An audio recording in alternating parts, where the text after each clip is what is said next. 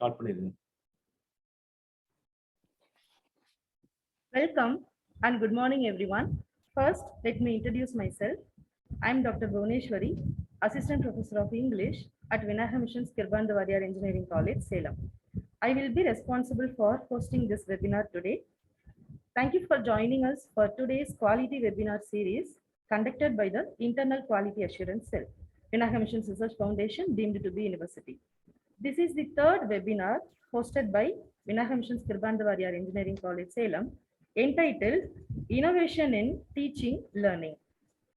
I would like to add a few instructions to be followed by the participants.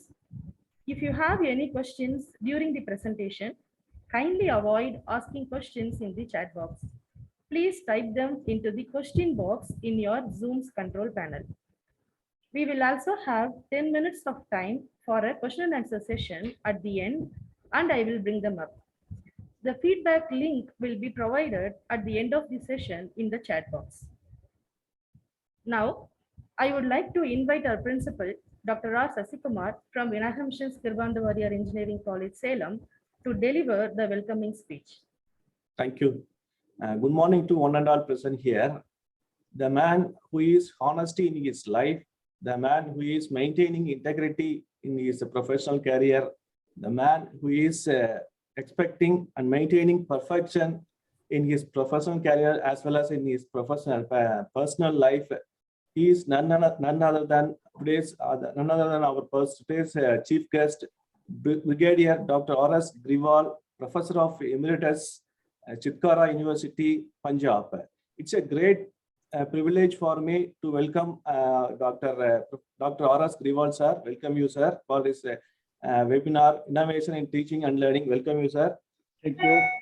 I would like to welcome our Honorable Professor Dr. P.K. Sudhir, VMRFDU, Vice Chancellor of VMRFDU, who is always directing us to conduct many events in our university. Welcome you, sir.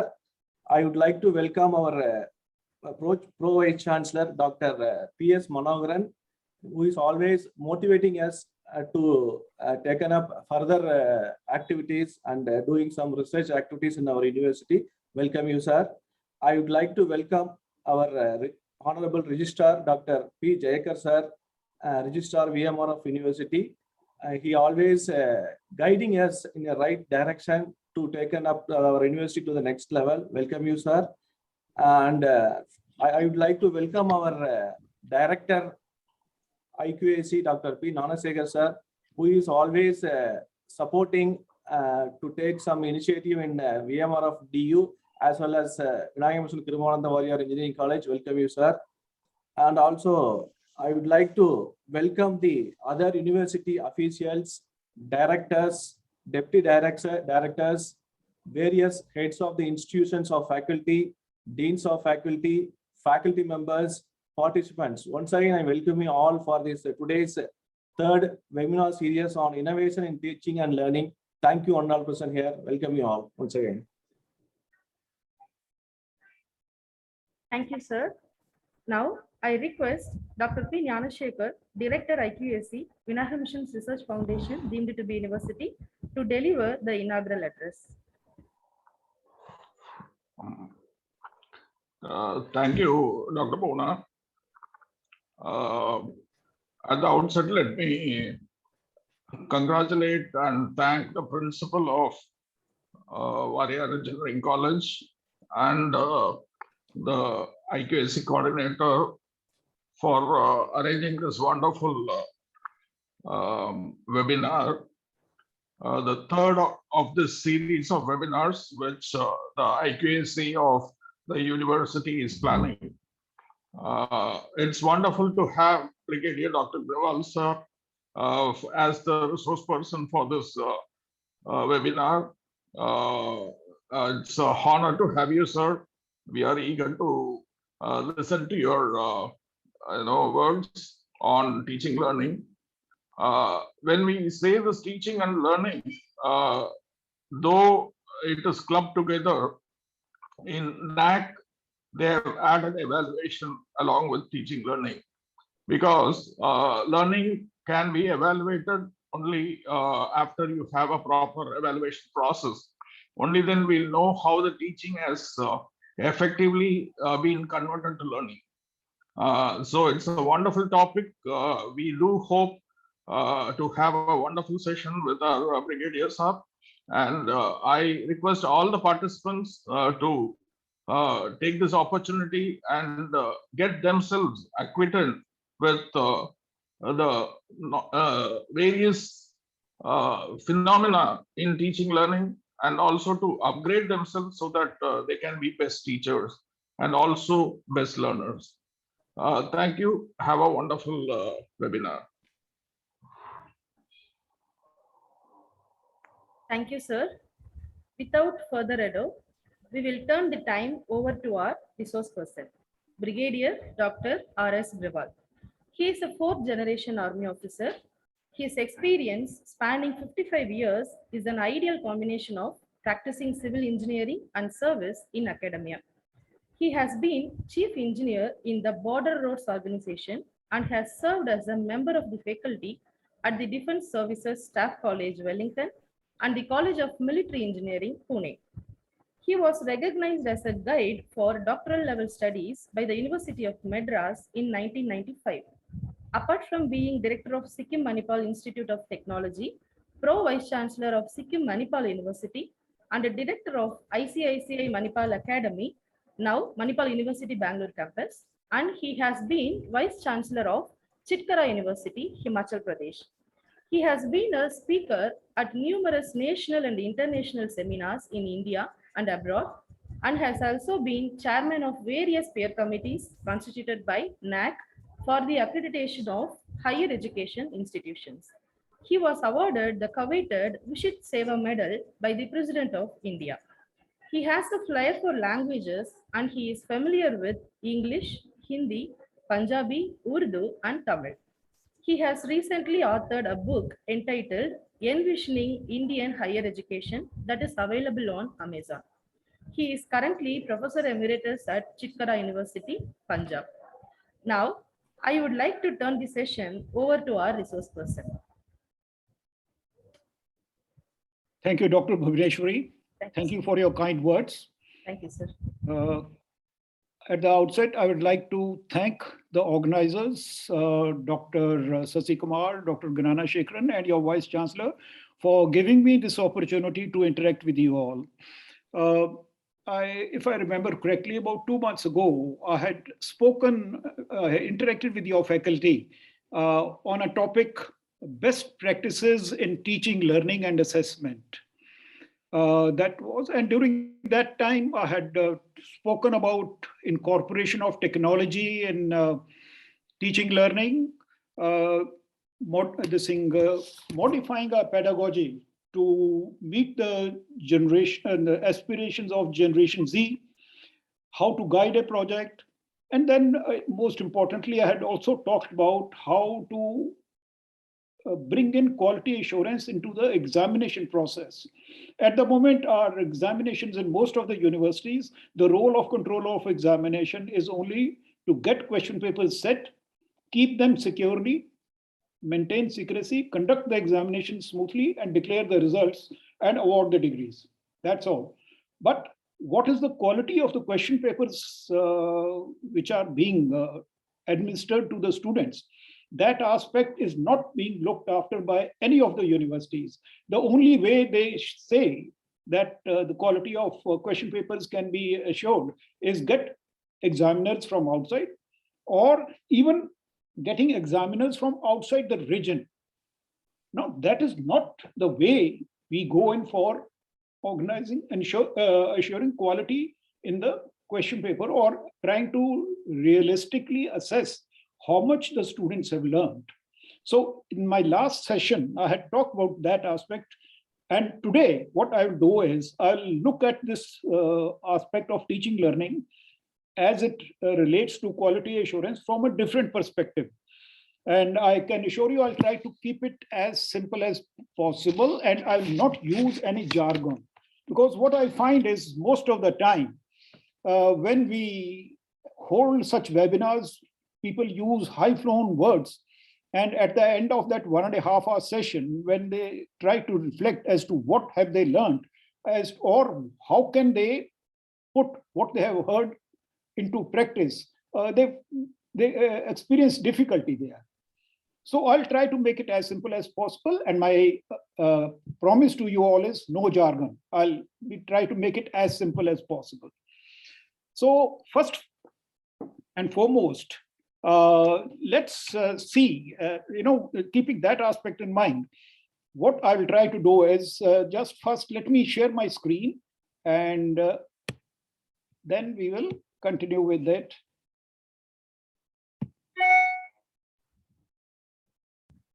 Can you see my? No.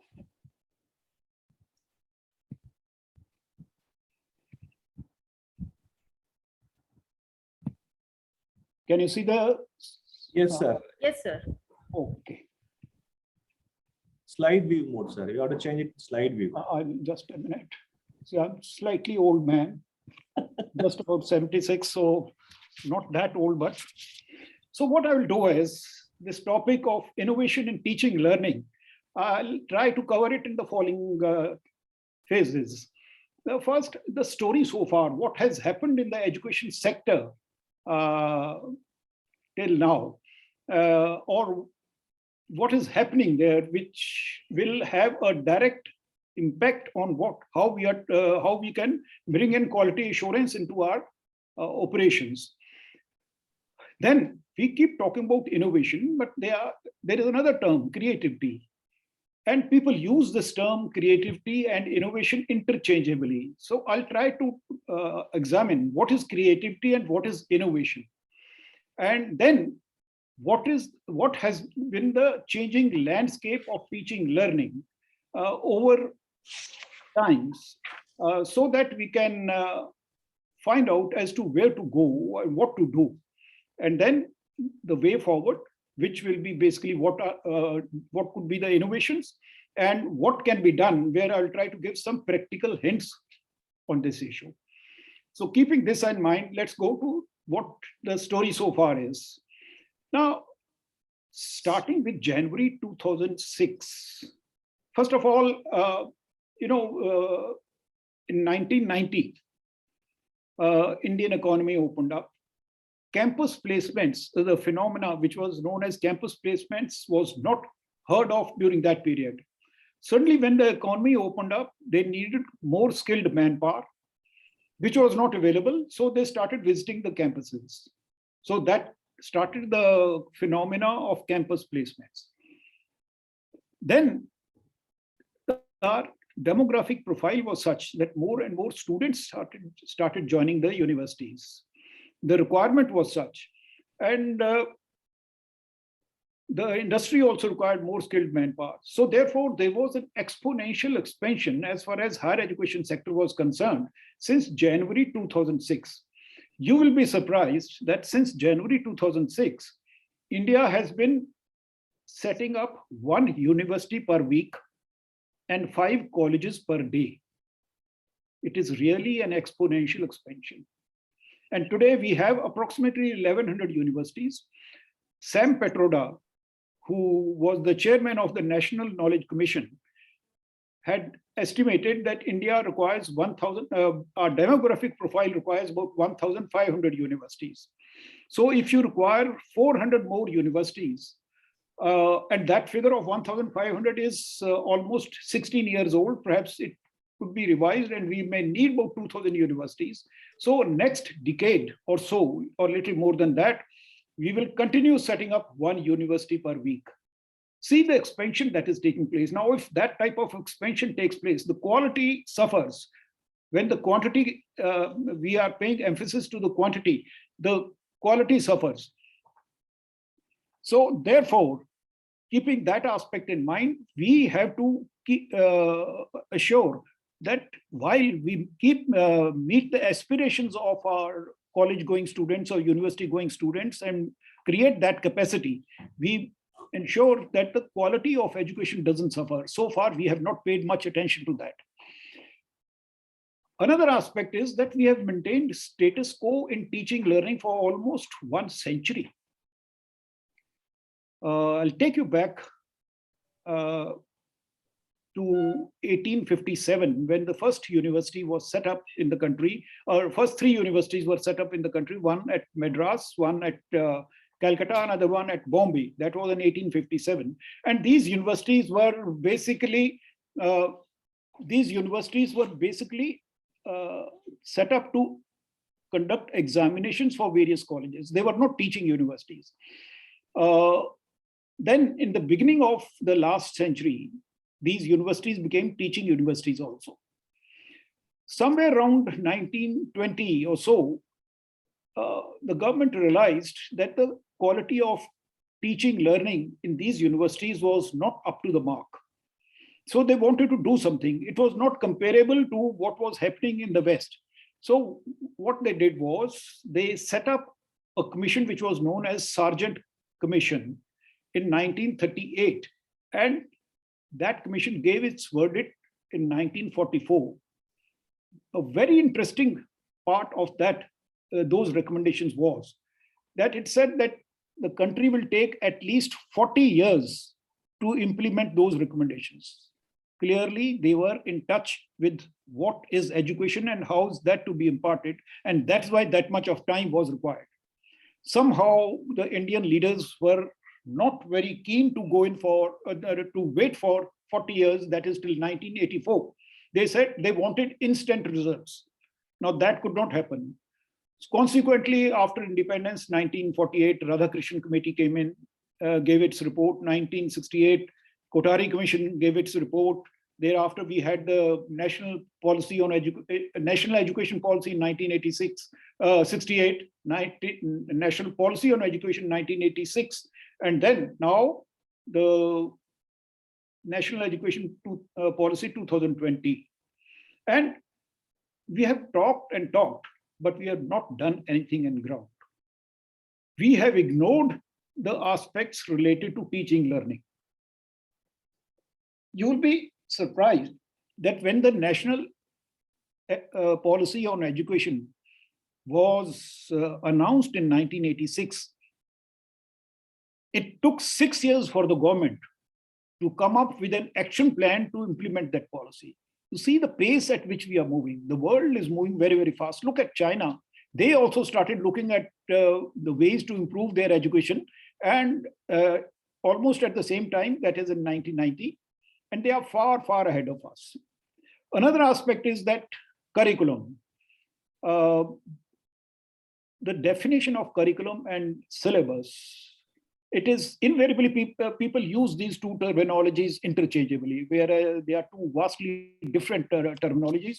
And because we are not familiar with what a curriculum should be, or majority of the people are not familiar with what a curriculum should be, the design of the curriculum in most of the universities is outdated, and the implementation is also tardy. Now, as far as faculty is concerned, because of this mass expansion, we need to pay attention to the knowledge, especially the multidisciplinary knowledge, skills of the faculty, especially the communication skills and their approach. I have met large number of faculty members in my 18 years in the academia. And when I ask them, what is their plan for their own self-development, that means acquisition of knowledge, most of them fumble. I ask them this question as to, from their salary, what percentage of the amount they set apart every month to spend on their own personal knowledge development. Answer is always, people struggle with the answers. We have to be ourselves responsible for our own knowledge enhancement as well as skill enhancement. Till the time we follow this approach, the chances of are making a difference to the whole system are very, very remote. And we must realize the faculty is the critical change agent as far as quality in education is concerned. Now, as far as students are concerned, it is a sociological problem. Majority of the students come to the universities to acquire a degree and get a job placement. To acquire knowledge is not their concern. And therefore, this sociological problem has to be tackled at the national level. We have to change the perspective of the students. We have to ensure that that maturity level comes into the students. Their decision making, how they make decisions, what discipline or what type of knowledge would they like to gain, what should be their career. Now, that decision making process is at the moment deeply flawed. It is mostly based on the peer group pressure or parental pressure or half-baked inputs from various sources. And that is why you will find in most of the engineering colleges, that is what my observation has been, that in the first year, the attrition rate in the students is almost 15%, which suddenly drops to 5% second year onwards. And this additional 10% is because people who do not have aptitude for training or for engineering, they have taken up that stream without due consideration. So therefore, we need to bring about a systemic change in our whole higher education landscape. When I say we require a change, I ask myself this question: would change be okay? Perhaps no. We need a transformation. What is the difference between change and transformation? Change is a gradual process. Transformation is a surgical process. We need that surgical process now. Otherwise, we will repent. We will not be able to reap our demographic dividend, which is likely to start petering off after 2040.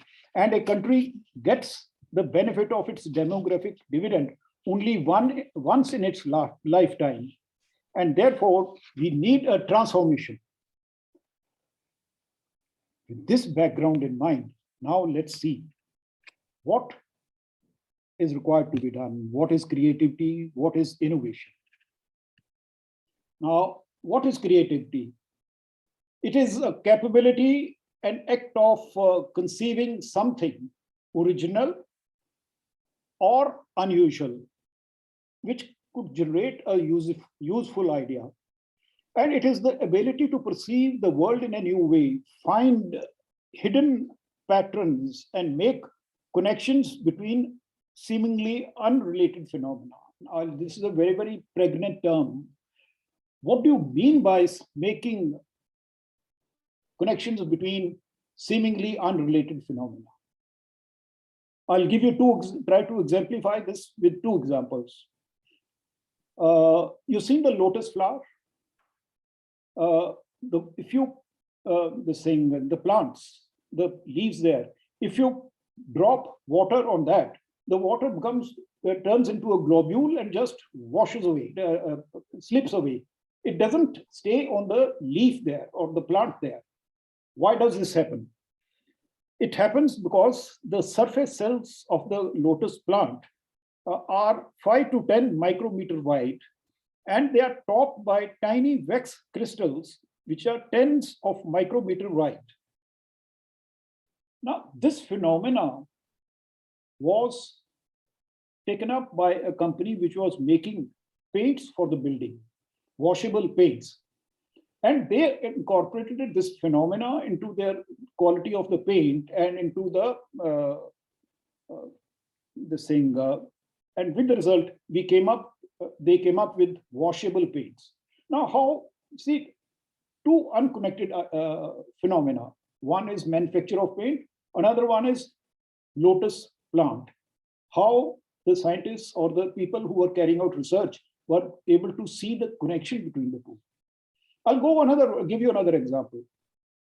Here it was this biological thing plus technical thing. I'll take it onto the humanities.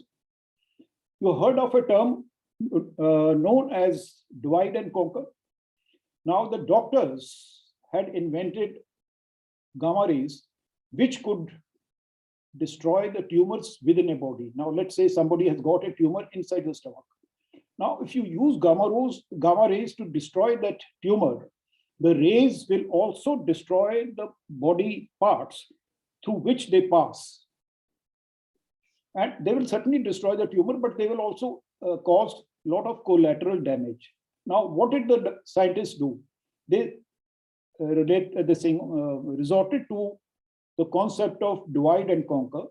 They attacked that tumor with low intensity gamma rays from different directions. With the result, the low intensity gamma rays did not destroy the skin, flesh, and other tissues there in the body. And they went only, they attacked only the tumor. And since the tumor was being attacked from different directions, the intensity of the gamma rays at the particular spot where the tumor was enough to destroy the tumor. Now, this was another concept in humanities. They say divide and conquer, but how they were able to make use of it in the medical field. So this type of ingenuity, combined force of knowledge, insight, information, the inspiration, and putting those things and creating an idea is required. Then the ideas, one keeps thinking as a faculty member, you are working and you are a human being, you are doing something, and certainly you will keep thinking that, why can't I do it in a better way? This and certain other things. Now, they may remain dominant for years, but may manifest at an opportune time. Now, example of that is this thing. For example, I'll take an example for that. I would say online education. The TV had come into the country in 1960s. The students were glued onto the TV. Most of the time, we started calling the idiot box. So there were people who started thinking that, why can't I make use of the TV to teach people? But the idea lay dormant till the time this concept of online education made inroads into the pedagogy which was there. So therefore, keeping these aspects in mind, I will say creativity is inventiveness, that you see a problem, you study that problem and try to come up with an idea as to how to tackle that problem. Now, if that be the case, then what is innovation? Now, you got an idea by being creative, then turning that idea into a solution that is of value to the users is innovation. Give you an example of a washing machine. People saw that the process of washing clothes with hands was very laborious. So why can't we use mechanical means to wash the clothes? So for that, they said, okay, let's have a washing machine, and which should have number of functions. That is, water to be added, detergent to be added, then churning, then rinsing, and then drying. Number of processes were there. And keeping those aspects in mind, they said, okay, let's have this type of machine. Now, the innovation was that put those ideas and convert that into a product known as a washing machine. Further improvement on that innovation was that innovation was when you had a rotary drum which was rotating on a vertical axis. Then somebody thought of, why can't we have a tumble wash? After all, a lady, when she was washing the clothes, she was turning the clothes up and down, again and again. So how can I incorporate that into the washing machine? So he went in for a tumble wash, and that is the drum was rotating on a horizontal axis. And for some time, it rotated in clockwise direction, and later it switched over to anti-clockwise and kept on alternating between the two types of motions. Now, that is what you mean by application of a novel idea.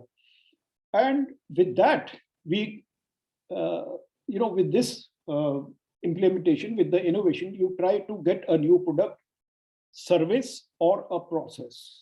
Like I gave you an example of bringing in quality assurance in the examination. That is a new process. You have an idea. You have an idea that yes, the quality of question papers also should be part of the examination process. So therefore, that is an idea.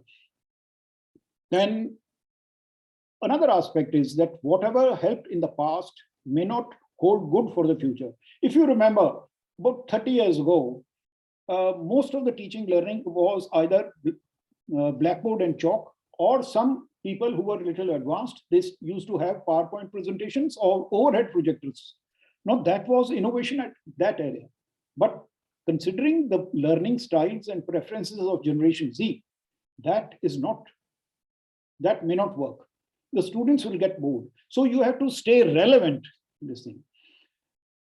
And you have to be, you need this thing, to ensure that whatever innovation you make, that is communicated in an ingenious way so that the stakeholders understand its value. I'll give you an example. We talk about using the social media as far as teaching learning is concerned. I talked about it in my last presentation in great details, but just take it this way. About 5 years ago, if you had said that let's use the social media as a pedagogical tool, people would have resisted it. But today, more and more people are saying that if students are glued to social media, let's make use of it to ensure that we reach out to those students, we keep them engaged, they find this pedagogy interesting. So this is what I call innovation. You may have heard another terminology, which is disruptive innovation, which creates a new product or changes, and which makes the existing process or product totally ineffectual. For example, in cameras,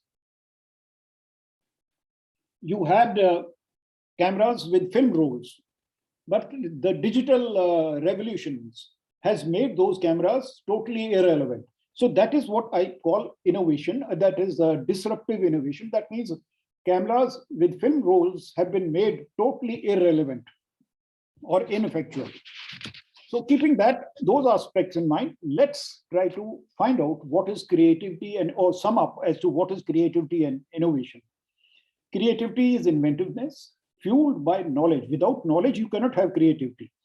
And expedited by motivation. You have to have that urge within you that I want to do something new. And it is the seed of innovation. Once you have got an idea, putting that idea into practice is innovation. After it has gone diffusion and evaluation by a critical audience. I'll go back to the idea of improving the quality of question papers or adding to the role of the controller of examination by looking critically at the quality of question papers. After all, when this idea is put across, it will go through discussions. A lot of faculty members will discuss it. And having done that, it results in an imaginative product, service, or a process. So I hope I have made myself very clear as to what is creativity and innovation. And that is what we are talking about today, is the creativity and we are talking about how to bring in innovation into our teaching learning process. Now let's see the changing landscape of teaching and learning. I will go over that starting from a Vedic era, because there is a lot to learn from there. Somehow we have tried to ignore, and even if we talk about Vedic era, we play the victim card that look, the Mughal invasions came and they destroyed our system. The British came, they destroyed our system. But what was the system? How do we learn from it that we don't bother? We are more concerned with breast beating and crying. Instead of that, the approach should be try to learn what were the rishis doing to ensure that the students learn. Now, is that relevant today? My answer to that is yes, it is very, very relevant. And I'll prove it to you when I go through this aspect of changing landscape of teaching learning. And there is a requirement for us to go back to the basics. So let's see what was education 1.0. You must have heard this terminology, education 1.0, coming up to education 5.0. Now, this was, the system was followed during the ancient and the Middle Ages, starting from approximately 2500 before Christ, BCE they call it, before Common Era. Now, the objective of the system there was to prepare students for life and make them useful and productive ethical members of the society. You may have seen that I have put these two lines in a different color. You must be wondering as to why I have done that. First of all, that is the punch line, but more than that, why I have done that, I'll come to it when I talk about, go deeper into this topic at a slightly later stage. Now, this system had personalized education. We had that Guru Shishya Parampara. The teacher selected the students, and there was a close contact between teacher and the student. The student became member of the teacher's family and went into a Gurukul. And initially, it was a one-to-one system when one teacher teaching one Shishya. But later, when the Jain system of education and the Buddhist system of education came in, a system of classroom education was ushered in. They had more number of students, and there also they had different types of education being provided. One for general education for the masses, and one higher education for the people. But even there was no formal system of curriculum formulation. And everything was dependent on the teacher. He decided what is required to be done. There was no uniformity. They varied from one institution to another, one Gurukul to another. But by and large, the objective remained to prepare students for life and make them ethical, make them useful and productive members of the society. And during this period, initially, Takshila University came up. That went, this thing vanished somewhere around 500 BC. And after that, by about 500 AD, the new universities started coming up in India, starting with Nalanda, and we had a number of them, those universities. I'm still surprised as to why none of those universities came up in the south. Majority of them were in the Indo-Gangetic basin, except one university, which was Vallabhi University, which came up in Gujarat. But number of temple schools and seats of learning came up in the south also. The temple schools were like in Kanchipuram, Thiruvatiyur, close to Chennai, and so many other things. And there was seats of learning like in Banaras. Kanchipuram also became a seat of learning, despite the fact, in addition to the fact that it had a temple school. It had a structured, the system had a structured system of admissions and a system of teaching learning also. They had a hierarchy of teachers,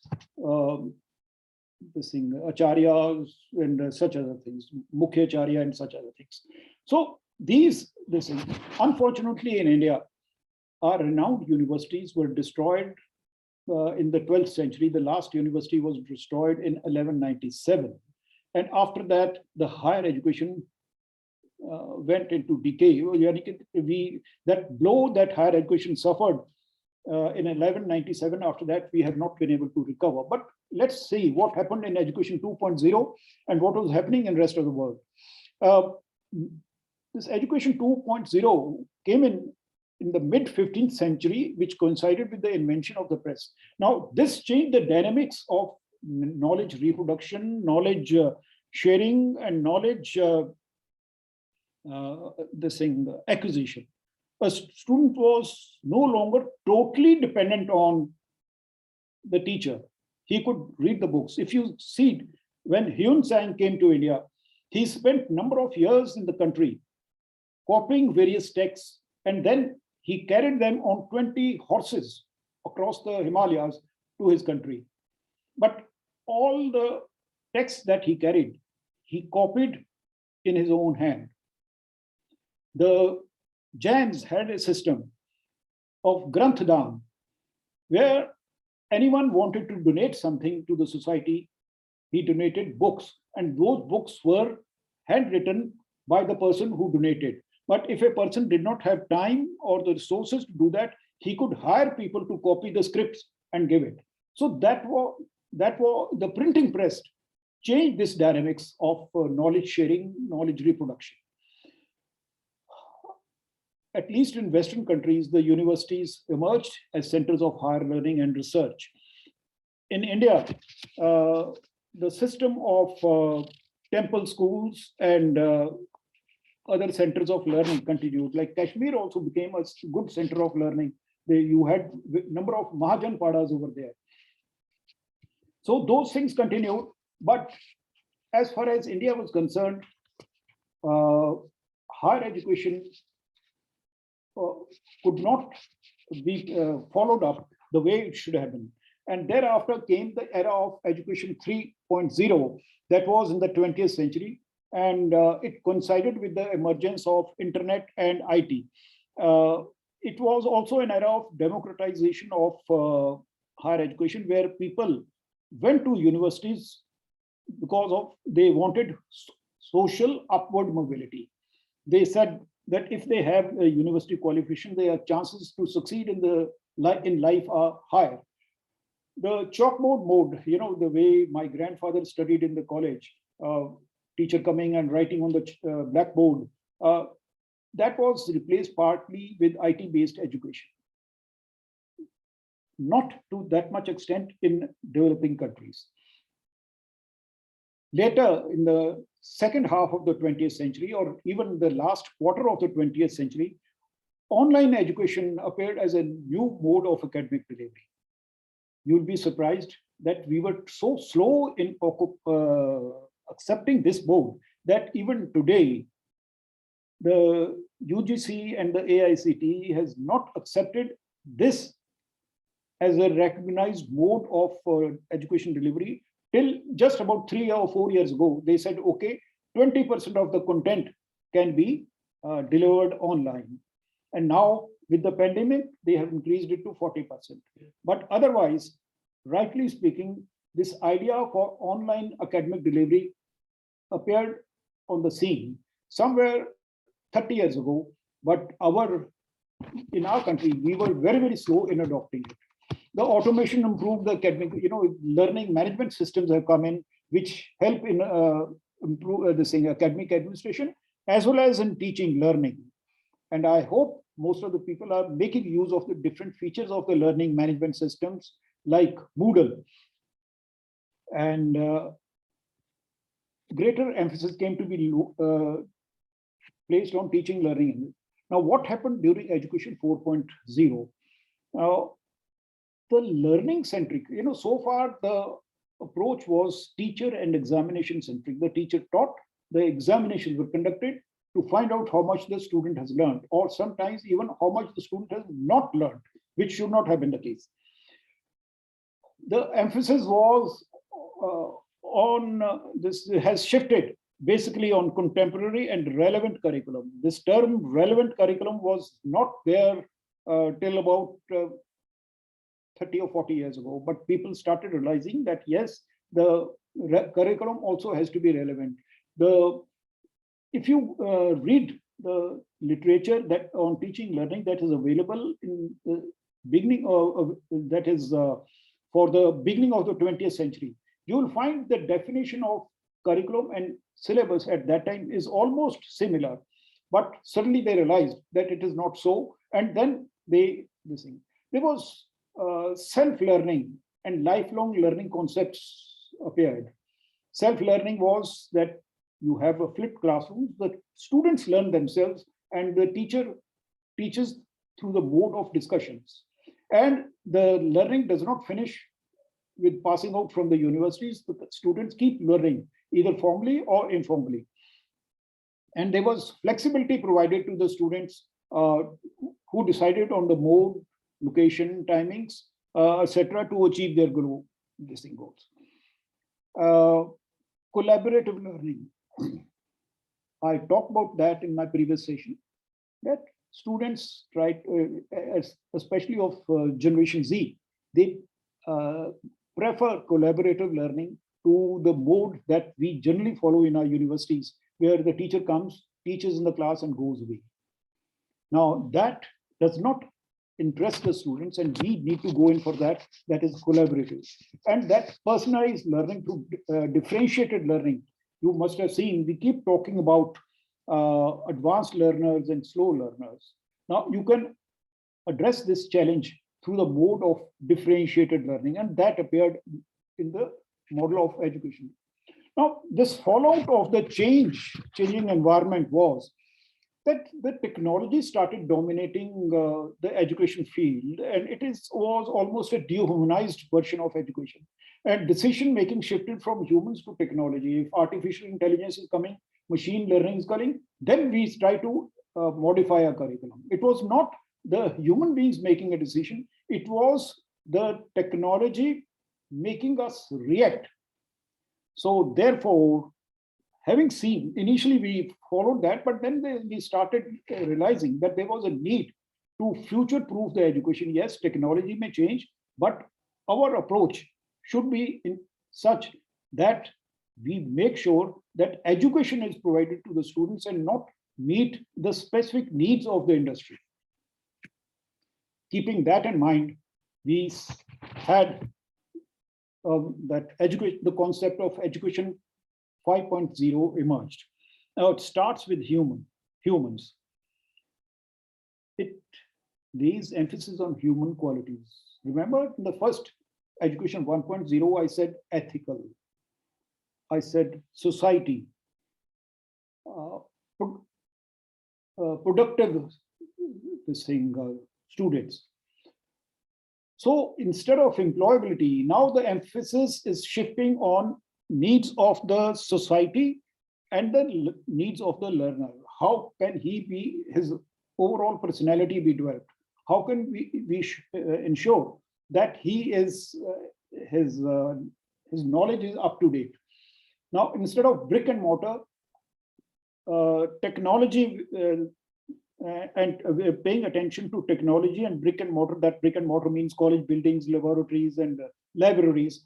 We need to talk about big picture of education, whether we have been able to add value to the students as far as his personality is concerned, as far as his skills are concerned.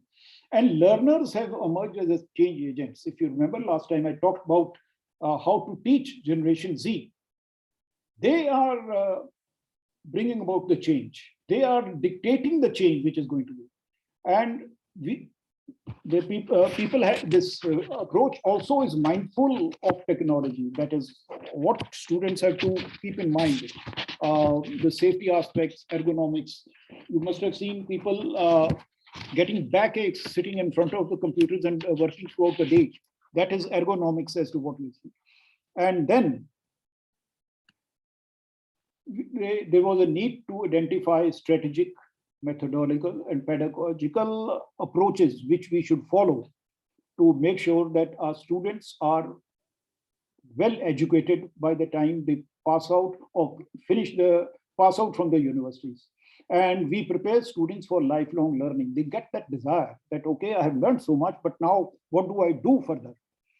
And flexible curriculum goals are there, relevant and personalized. If you remember, right in the beginning in education 1.0, I talked about personalized education. It is making. Here, I will now tell you why I put that serial there in education 1.0 in a different color.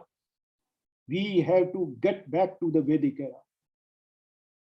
Education 5.0, if you see, try to analyze what Education 5.0 is, it is basically what Education 1.0 was there in our Gurukuls, our Jainalayas, and Buddhist Viharas.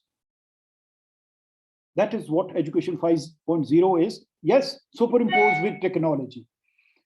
So we have to get back to our roots, learn how the Rishi taught. There is a lot to learn from there. They used, they gave the students some information. They made them memorize it, but then they made sure that the student comprehends it. They gave a question to the student. The student was asked to go and explore and find answers to that. Then once he found the answer, he discussed with his seniors, he discussed with his teacher, and it was discussion by learning, the learning by curiosity, learning by discussions. Now, all those aspects are reappearing in our pedagogical approaches. That is what our rishis had said. Let's get back to the basics. And more than that, our teachers have to acquire the capability as to giving the right type of questions to the students so that they can find the answers. They have to get the capability or capacity to teach, arouse their capacity to teach through the discussion mode. Majority of the students, teachers these days do not know how to teach through the method of discussions. Because unless you discuss with the students, unless the learnings which you want the students to imbibe come through the discussions, instead of you giving it to them on a platter, or you asking them a question and student gives a wrong answer, and then you just give it to him straightway, push it down his throat. That does not work. In the discussion mode, the teacher gives a question, the student gives an answer. If the answer is not correct, you ask another student, what could be there? Make them discuss among themselves, nudge them towards a solution instead of giving them the solution directly. So learn this aspect of teaching through the mode of discussions. Very, very difficult. You have to be knowledgeable, knowledge of your own domain, a multidisciplinary knowledge, and also how to conduct a discussion. Now, that is what Education 5.0 was about. Now, what is the status in India? Most of our institutions are still struggling with Education 2.0. I make a very blunt statement. You all are educators, please don't mind it. I am also part of you all. The way my grandfather studied in college, we are somewhere similar. Slight improvements have been made, but by and large, a small minority of the students have institutions have embraced Education 3.0, but only partially. Education 4.0 is still a distant dream. So our main challenges are curriculum design and development and capacity building of the faculty. And therefore, what I would like to say is that there is a need for us to leapfrog from Education 2.0 to Education 5.0. Are we prepared for it? Are we doing enough? This question we need to ask ourselves. Let's come to that next aspect, that is, what is the way forward? First and foremost is the strategy. We have to formulate our strategy. Now, this has to depend on our vision and mission. If you go to the internet, go to the websites of different colleges and universities, you will find that vision and mission is by and large the same. Most of them playing with high sounding words, nothing else. But you must realize each university has to have its own vision and mission, depending upon various factors. A university located in a remote area, their vision and mission has to be different. A university which is attracting the cream of the nation, like IIT, their vision and mission has to be different. A university located in a metro, a university located in a rural area, their vision and mission has to be different, depending upon the quality of the students, depending upon the capacity of the faculty, depending upon the needs of the society around the university. I'm not saying that they should be left behind, but the needs are different. Thereafter, collaborations. that is your inter-departmental collaborations, inter-university collaborations, collaborations in the classrooms, different groups to be formed who discuss various problems amongst themselves. We have to co-opt the communities and the industry to create an effective learning system. You have heard of Sustainable Development Goals of the United Nations, which India has also formed. Now, this is what we say is collaboration with the communities and the industry. Then the content. We have to identify and develop and introduce the conformity with a strategy. If a university is located in a tribal area, perhaps their content should be more dealing with bringing the students from that remote area up to the national average level, talking about vocational, talking about infrastructure development, talking about human development. Is university located in a tier 2 city, like in your case, where the needs are totally different as compared to a university like IIT. So try to find out what is your vision and mission, and therefore what you need to teach and learn, and what the students need to learn, and create a learning environment which is best suited the saying multidisciplinary.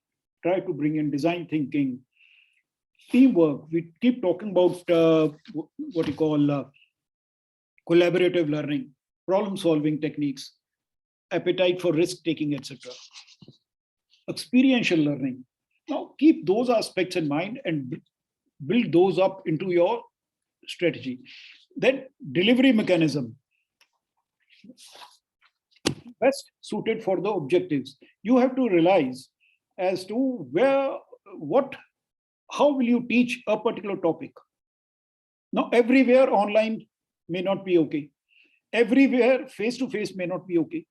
Like, for example, you have incorporated field work as far as want to teach something. You feel that it can be best taught through field work, taking the students out to the ground, making them work on a project in a village or something.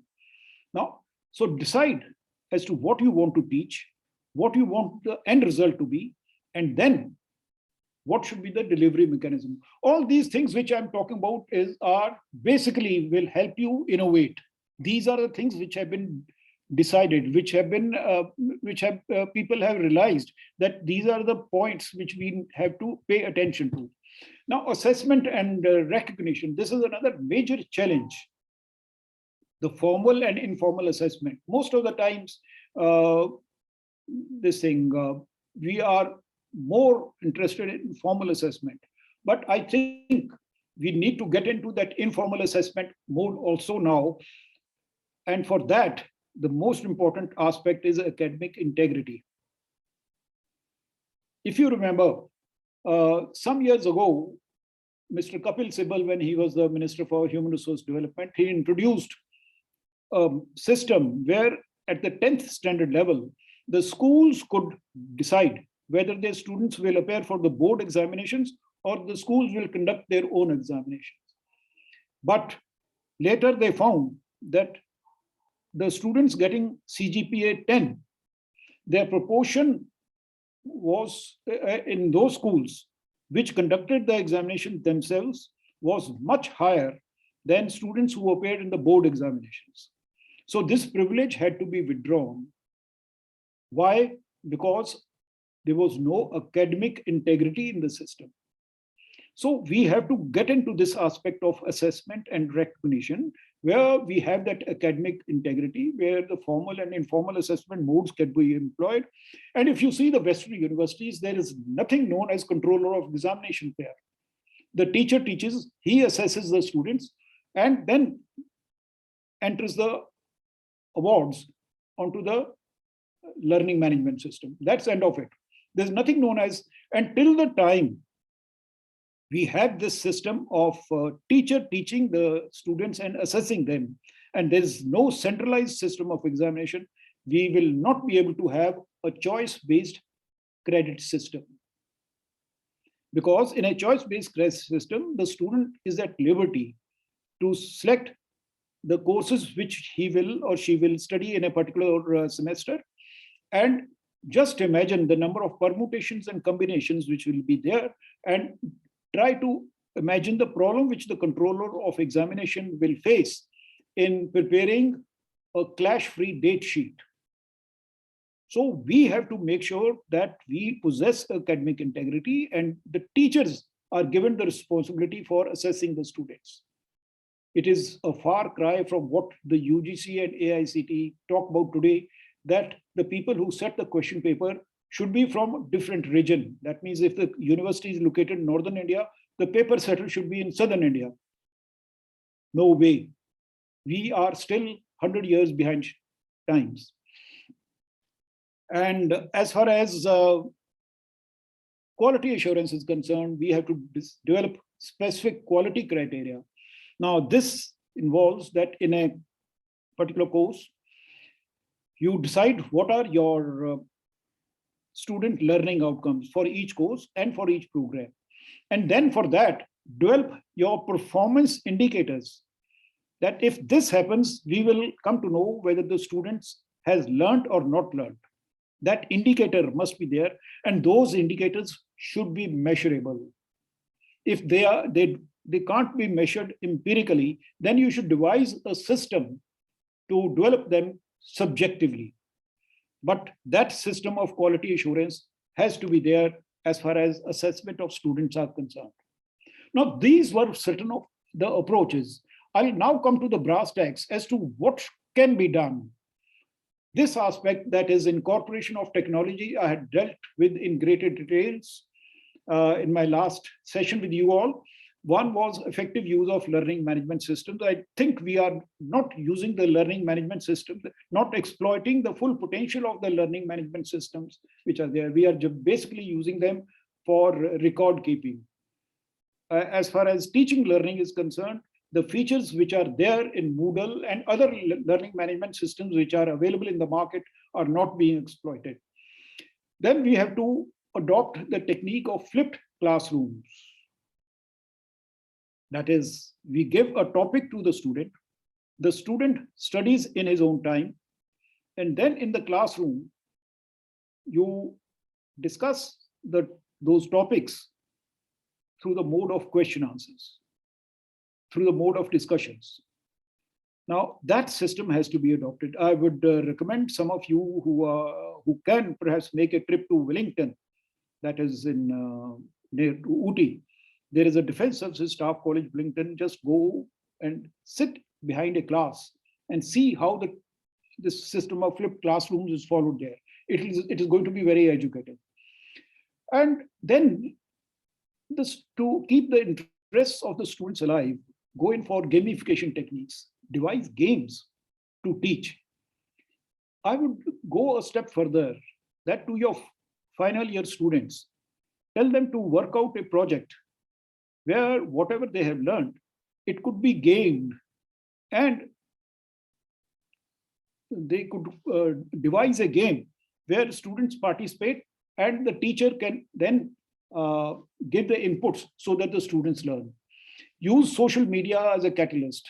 I dealt with it in greater detail last time. Basically, use social media like WhatsApp, Facebook, etc., to form small groups of the students, give them topics, let them post their responses to those topics or the problems to those topics on this thing. Let them discuss by putting their ideas there, comment on each other, and then the teacher could finally engage in discussions to learn, to make sure that the students learn the lessons which he wanted them to learn. And then introduce computer-based testing. At the moment, most of our computer-based testing is basically involves giving a question, and then there are 4 choices, and the student just ticks it. Basically, we are testing memory, comprehension to some extent, and to a very, very limited extent, application of knowledge. The analytical skills, the evaluating skills and creativity is just not tested there. We have to learn how to frame questions to test these aspects also. Otherwise, now these things like analytical ability, evaluating capability, and creativity, these are higher order learning skills. And we are just not testing those in our multiple choice question system. We have to learn how to frame questions there. Use of simulators. There are 3 different types of simulators. One is where live people, they work on live objects or this thing to learn something, like a student of a medical college working on a cadaver to dissecting it to learn, or dissecting a frog to learn about his profession. Then this thing, live people working on simulators like driving school. They have those simulators, or aircraft simulators, where the pilot goes and sits in the cockpit, and then different conditions are simulated and his responses are tested. And thereafter, there are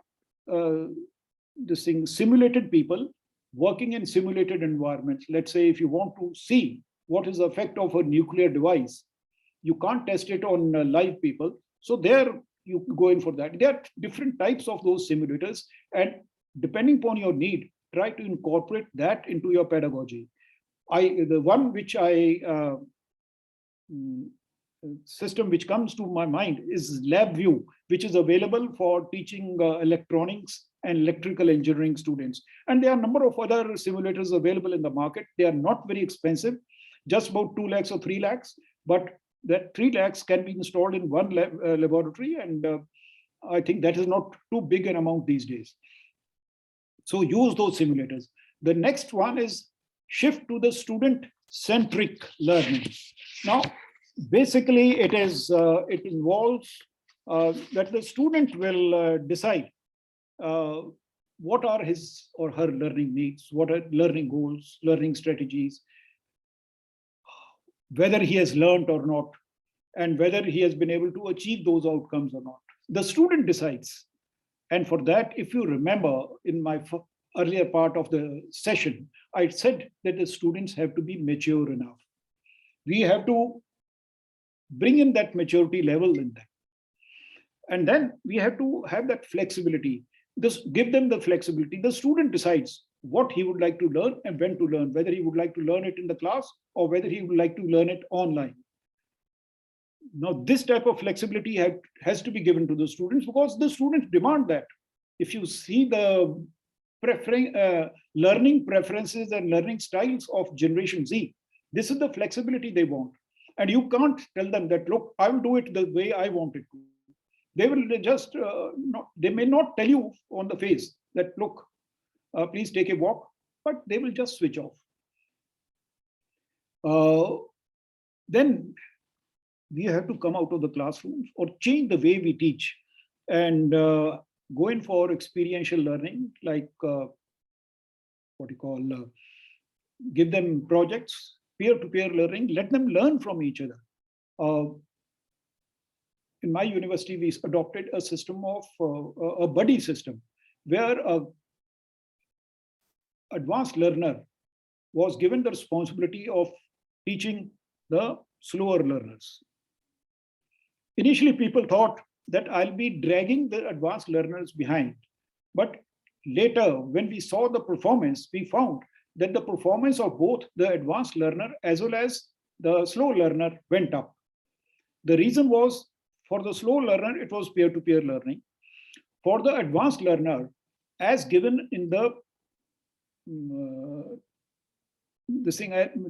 I'm forgetting the name of that Dale's cone, that if you listen to a lecture, the simulation is only 5%. If you use audio-visual aid, 20%. If you discuss, 30%.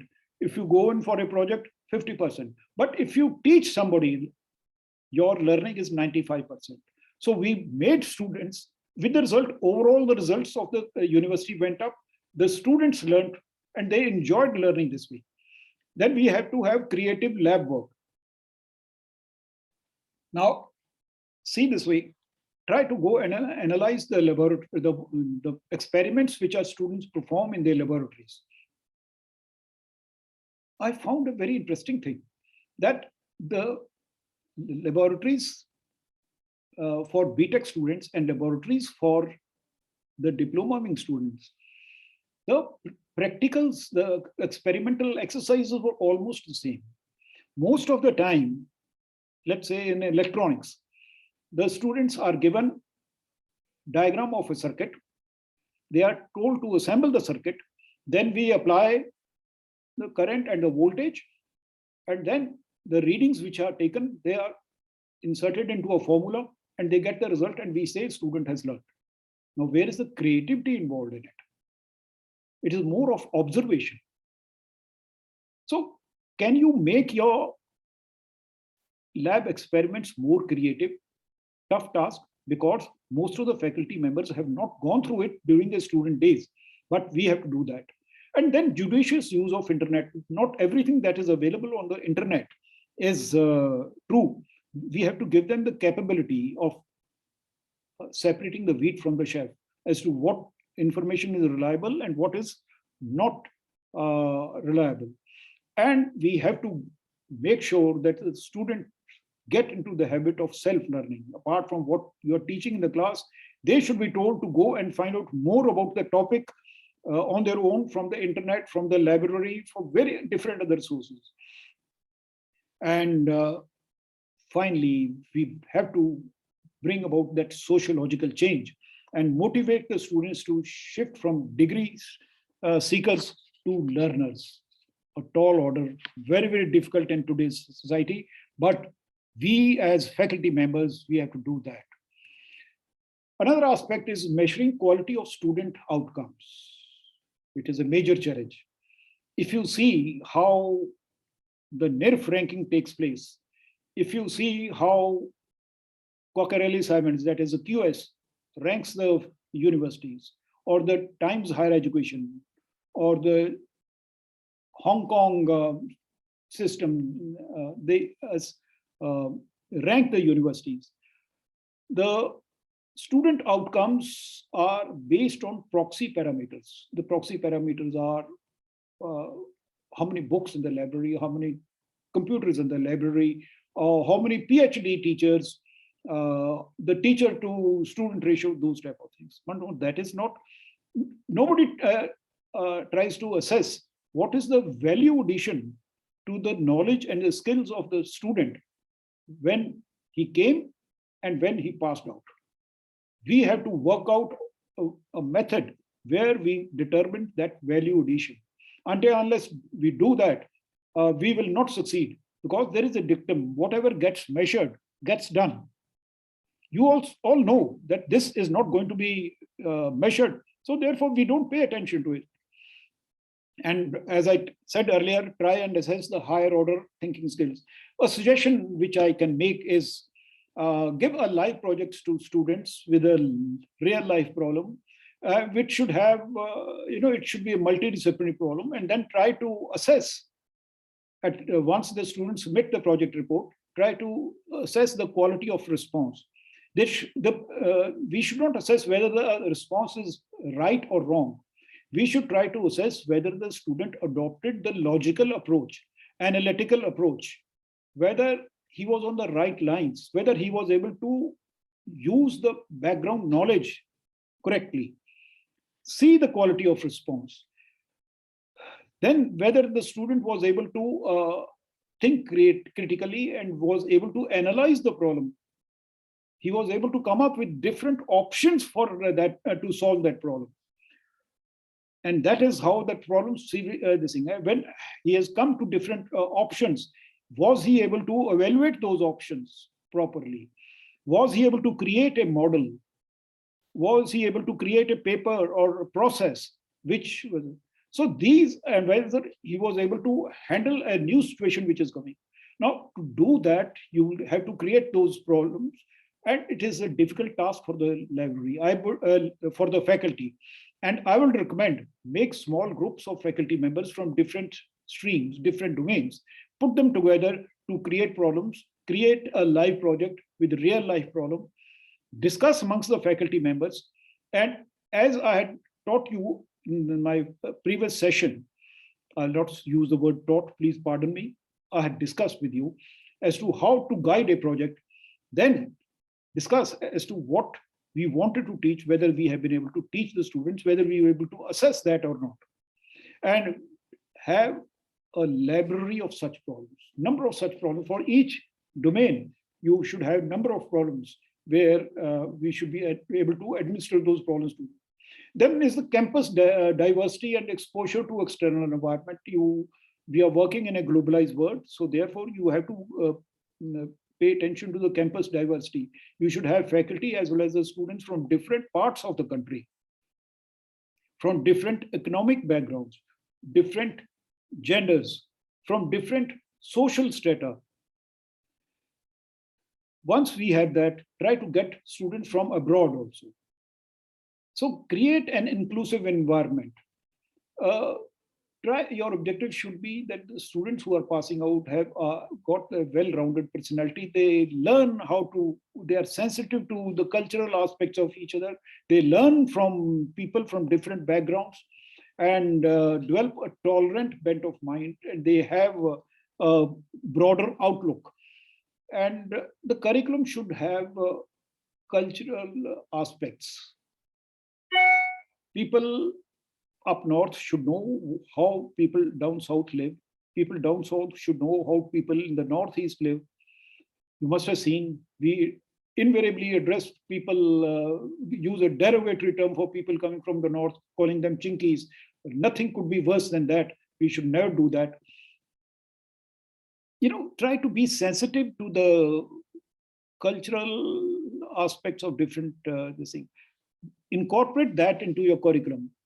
And then in your curriculum, we should have a study abroad components. These days, it is being encouraged.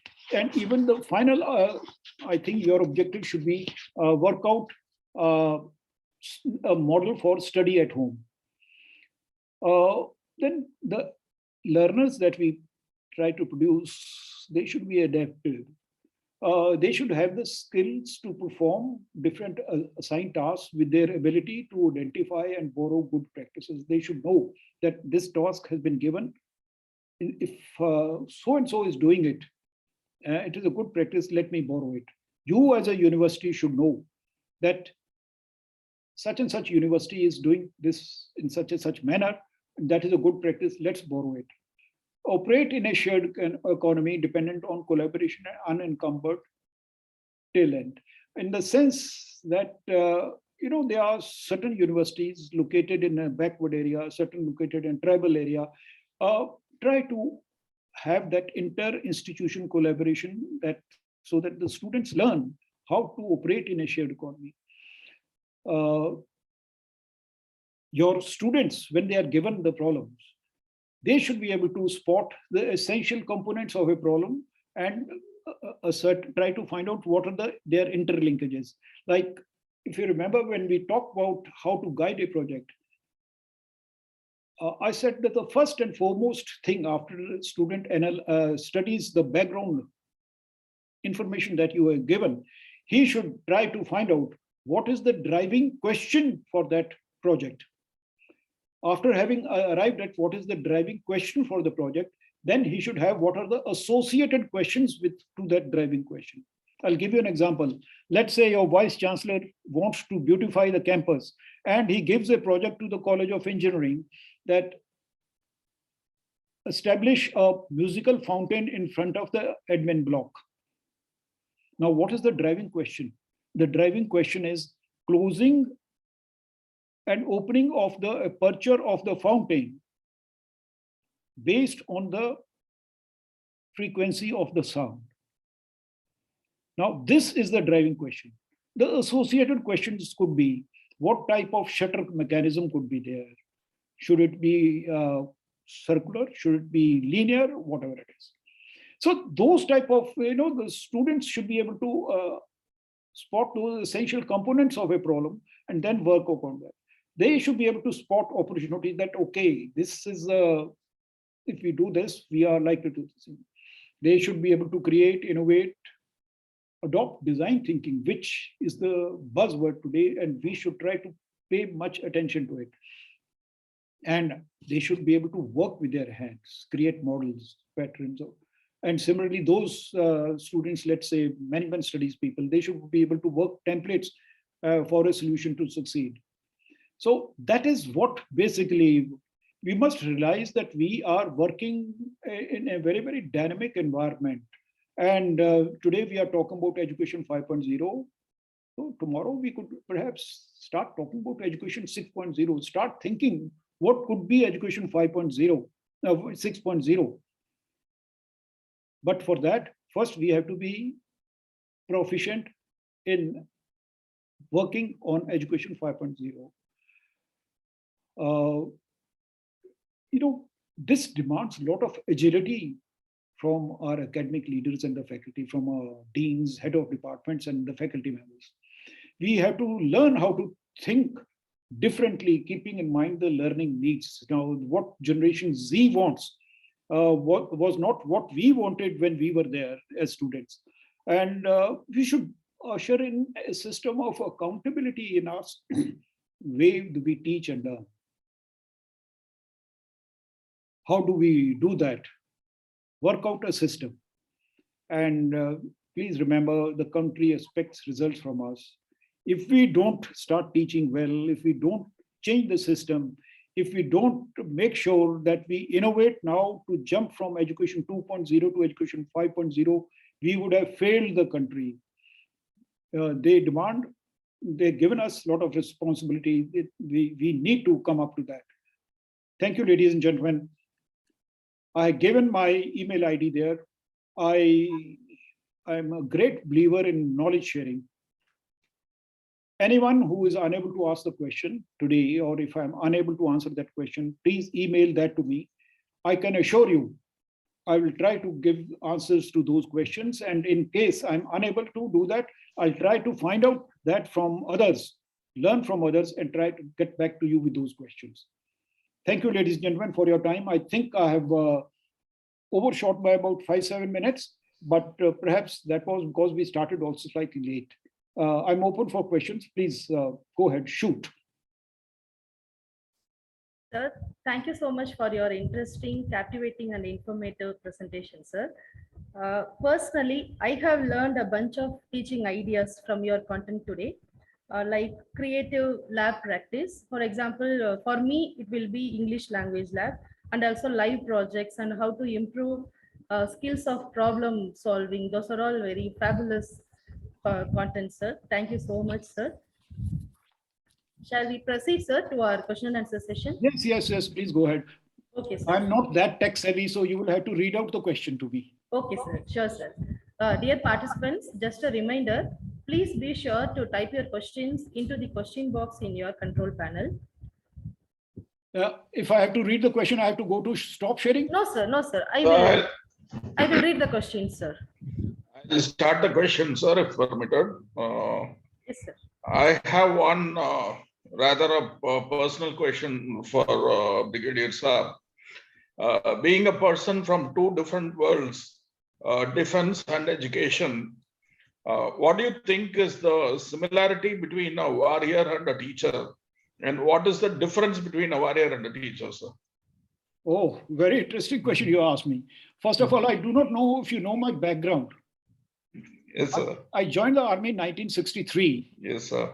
And you'll be surprised, at that time, I was 10th pass, matriculate. Okay. Okay. It is a myth that in the army, you don't teach and learn. Our higher education institutions in the army are far, far ahead of our universities. The amount of time which we spent in teaching learning is unbelievable. You'll be surprised, when I was a brigadier, just 4 years short of my retirement, I spent 1 year studying in a college as a student. Can you imagine? 1999, I was a student sitting in a classroom from morning till evening, and also at night working on a thesis. My daughter got married during the same period. And when the guests arrived, they asked me a question. Which brigade are you commanding? What is your designation now? So when I told them that I am a student, it didn't gel. They were surprised that this man already has got a foot in the grave and he says that he's learning. It is in the army, we pay a lot of attention to teaching and learning. The pedagogy which we adopt is much advanced as compared to what is happening in our universities. You'll be surprised when I got selected for the army. When that telegram came, those days, that was the era of telegrams, that I have been selected. The first sentence I uttered was, "Chalo padhai se chutti hui." I hope you all understand Hindi. But the first thing which the army gave when I reached the National Defense Academy, first thing which they did was they gave me a bunch of books and a satchel. So their professions may be different. Yes, I used my knowledge. I was in a profession of learning how to kill without getting killed. Whereas in a teaching profession, I'm trying to infuse life into the people. There are two different things, but the methodology adopted is the same. Most of the time, my engineering knowledge, I don't know whether you have heard of the terminology known as combat engineering. Combat engineering, I used my engineering knowledge, how to kill people, how to make sure that I lay a minefield, and if the enemy comes into that minefield, if a man comes and if he how to blow his leg, not to kill him. And then he's lying in the minefield crying for help. And his friends cannot go there because it is in a minefield, and he dies there crying. That type of ruthlessness is there in that. But then to create that type of mind is also no education. So it is I will say this way, the education is built into our system. The objective of the two systems may be different, but the teaching learning aspects remain the same in both. All I had to do was shift the paradigm from learning how to kill to learning how to infuse life into people. Wonderful, sir.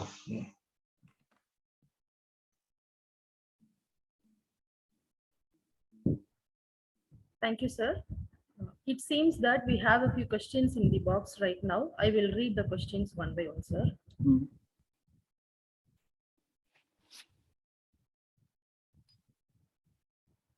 So the first question from Selvam, sir. Can you suggest some examples for how to convert creativity into innovation? This is something which will have to, which will vary from situation to situation. Now, creativity is, let's say you have decided that students will have to learn through a system of working on projects. Now, the innovation is how to learn how to guide a project. Unfortunately, most of the times in our system, we have not innovated as to how to guide a student to work on a project. How to ensure that he gets multidisciplinary knowledge. The innovation is give them a problem which has got multiple dimensions, where students from different backgrounds come and work together. So creativity was experiential learning, that resort to experiential learning, that is creativity. Innovation is how to put that experiential learning into practice, how to ensure that the students derive the maximum benefit from that project. I'll explain that. Now, if I have to give a project to the students, I'll first give a background knowledge, this thing 1 or 2 paragraphs. Then I will say, give the project statement. After that, in advance, I'll write down that by doing this, by pursuing this project, the student will learn point 1, point 2, point 3, point 4.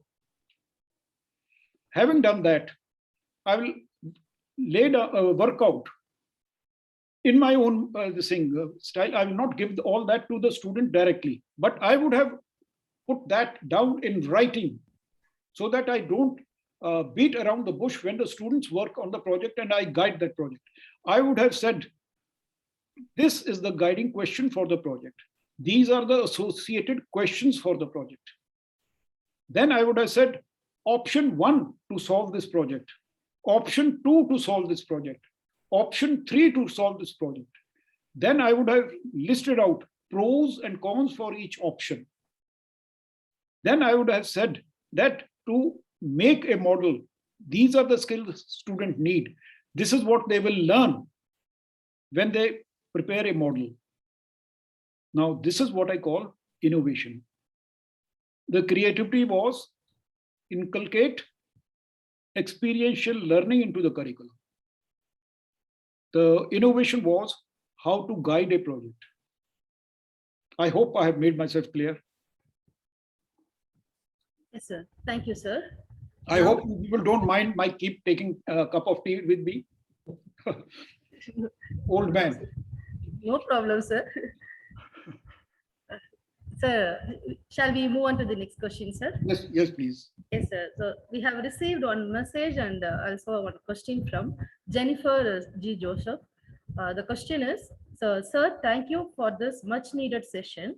Cultural integration and awareness about the diverse cultures of our country is very essential in college curriculum. Is there any university which has successfully integrated this, sir? Yes. In my university, we have started a system of which is known as internationalization at home. Now, what we do is, I hope you understand what we mean by internationalization. Create an international environment within your campus and in the community around.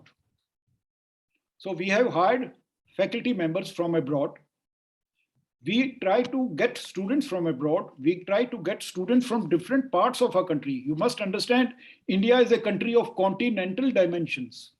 If in a class you have students from South India, East India, Northern India, Western India, I think you have done this thing. You have people from tribal background. You have treated from socially backward backgrounds. You have people from, children of big industrialists, all studying together. In our university, we have tried to follow that. We have got faculty members from abroad. We've got students from abroad. They are all sitting in the classroom.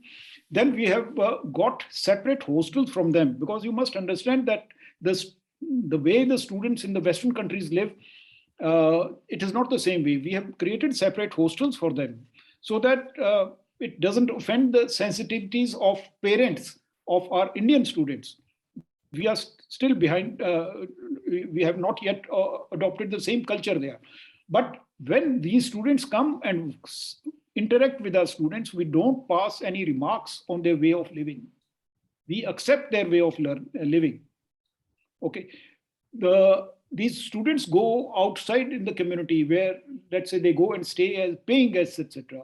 We try to sensitize people there, the landlords, etc., that look, these people are going to be there. So please try to respect their culture, etc. So we are trying to do that, and we call that system that we had developed as internationalization at home. Thank you, sir. The next question is from Sudhakar Sudha. Give some examples of pedagogical approaches in standards of effective teaching in your experience. I will say that pedagogical approach is basically the flipped classrooms that tell the students to study a topic and then come. It will not be appreciated by the parents. They will say, if the student has to study at home and then come to the class, then why are we paying the fees? We have to change the mindset of the parents. We have to tell them that, look, this is the way of teaching. The student will have to start studying on his own. And then when he comes in the class, we would have decided certain preset questions, which we will give them in advance before they come to the class. And then they will come and discuss those. One student gives one particular perspective, another student gives another perspective. And if, as a teacher, I would have thought, made up my mind that during the discussion, the forming of the following lessons should emerge. Now, if those lessons don't emerge, I don't have to give them straightway that this also could be done. I will have to keep resorting to question answer technique and let the answers emerge from the students. Now, that is a pedagogical approach. Another pedagogical approach is bringing creativity to the laboratories. I gave you an example that a student is given an electronic circuit where he just assembles that circuit, applies a voltage and current, gets the results, and then uses the data in the formula and comes up with the result. Now, that is not what I would like to have in this thing. My pedagogical approach in the laboratory will be, I'll give him a problem that you have an audio signal of 1 decibel and you have to amplify it to 10 decibels. Create a circuit for that, test it, and let me know the results. Now, instead of giving the circuit to the student, I have told him to design a circuit. Now, that is creativity. I have told him that when you are the circuit is giving the output, it is a audio signal which is being amplified. The high frequencies should come through a tweeter, you know, TWEETER. In the sound box you must have seen. There is a small cone that is known as tweeter. Then there is a woofer, and then there are 3 different types of speakers in a sound box. So the high frequency is filtered and sent into a tweeter. The low frequency is sent into a woofer, and the average frequency is sent into the main speaker. Now, that is creativity. I'll tell him to design a circuit. You'll be surprised. I went and visited one university in UK. A BTech student was designing an MRI machine. I went to a 7th standard or 8th standard class teacher meeting, parent-teacher meeting. And what they do is at the beginning of the session, they have a meeting with the parents and they tell them in advance that in this year, this is what we will teach. And a history teacher told the parents that this is a book that I have prescribed. I will never use this book in my classroom. So the students need not bring that book to the class. They study on their own. I will discuss. We will go in for the critique of what has been written in the book. Now, that is what you mean by bringing in creativity, bringing in problem solving and various other things. I hope you have answered your question. Okay, sir, thank you. Another one question raised by Dr. Selvam, sir. In the quality mandate of UGC is requesting to allot more teaching hours should be in the field learning instead of classroom learning. What will be the allotment ratio can we follow, sir? You can never have such empirical figures. You decide what you want to teach. What are the outcomes? Based on that, you decide what should be the classroom component, what should be the field component. Nobody can give you a formula. If somebody is trying to give you a formula, then it is wrong. Okay, sir. Thank you. The next question is from Dr. Just a minute. Yes, sir. Yes, sir. Sorry, sir. Yes, so sir. Basically, it should be that you should try to see have you heard of a terminology known as project-based learning and problem-based learning? What is the difference between the two?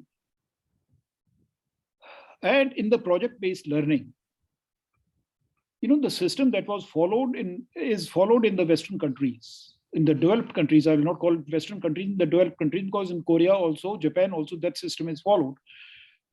Let's say if there are 43 hours or 45 hours of learning for this thing, 3-credit course in a system that they follow where we call it project-based learning.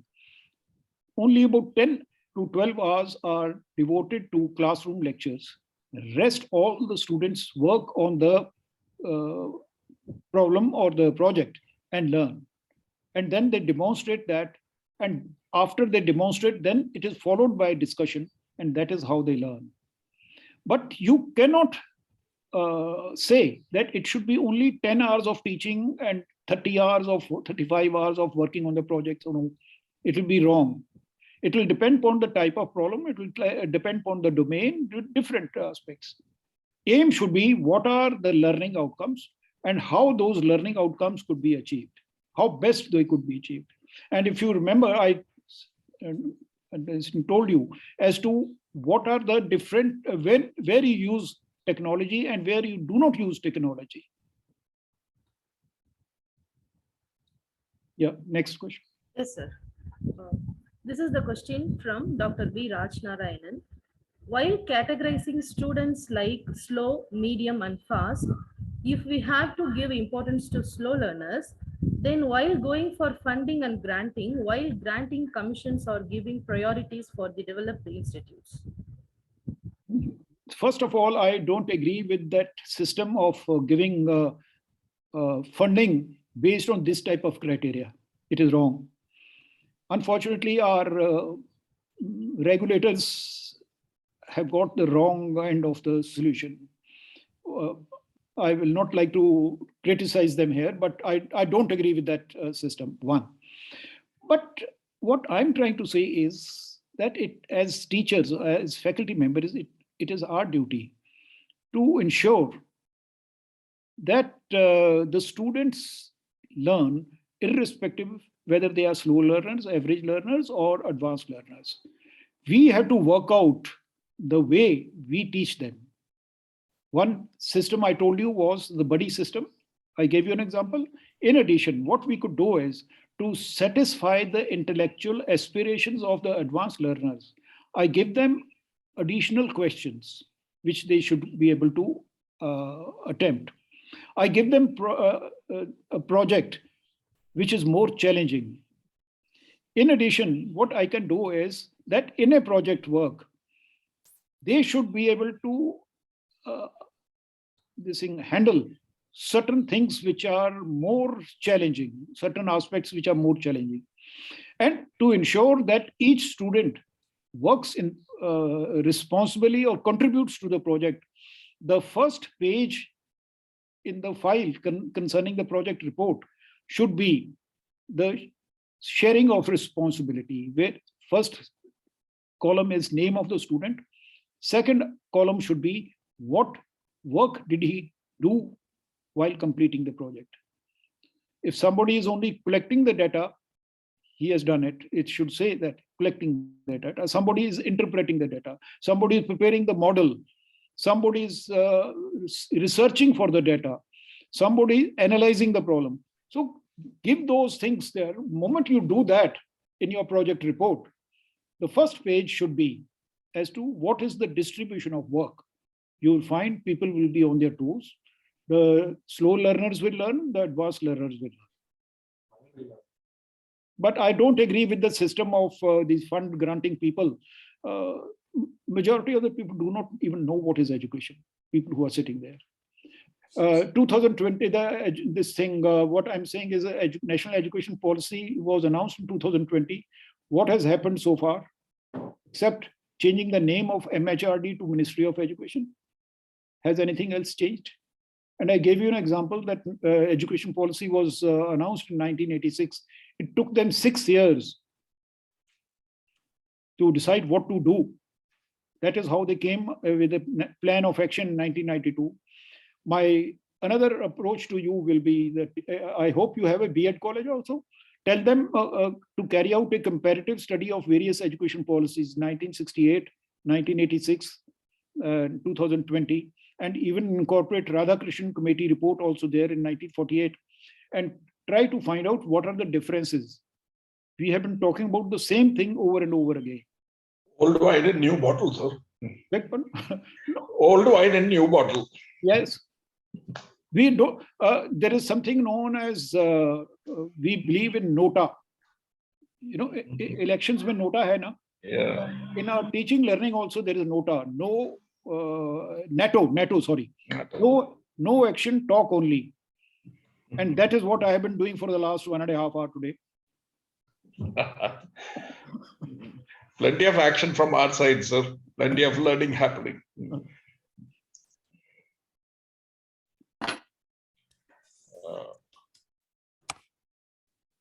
I think, Vinod, we can wind up the session. Yes, sir. Sir, we appreciate your responses, sir. Is there anything more you would like to mention before we conclude, sir?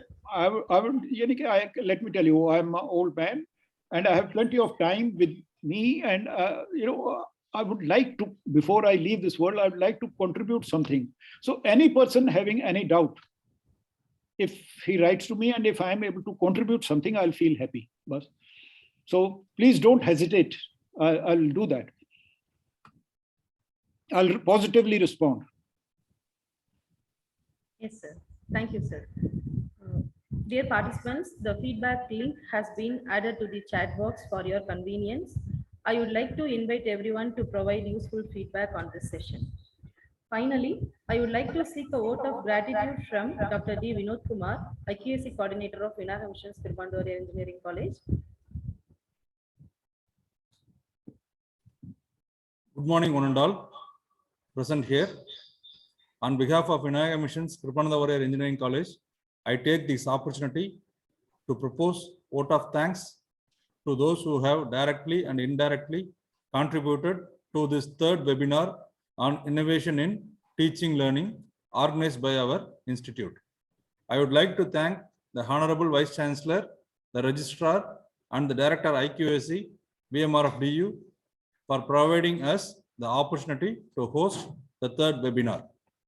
At the outset, I thank our resource person, Brigadier Dr Rs Brevard. We are really enlightened with your knowledge and presence, sir. Thank you for inspiring and encouraging us with your words. Special thanks to our principal, Dr. R. Sasikumar, for providing immense support to make the webinar successful.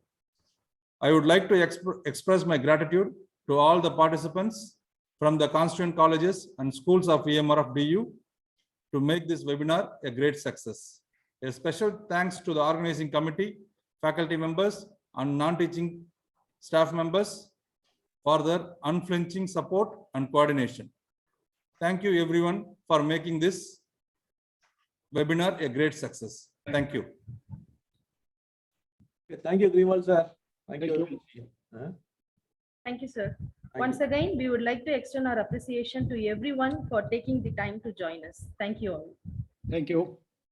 Thank you, sir. Thank you very much, sir. Thank you, sir. Thank you very much, sir. It was a pleasure interacting with you all. Thank you very much. Thank you, sir.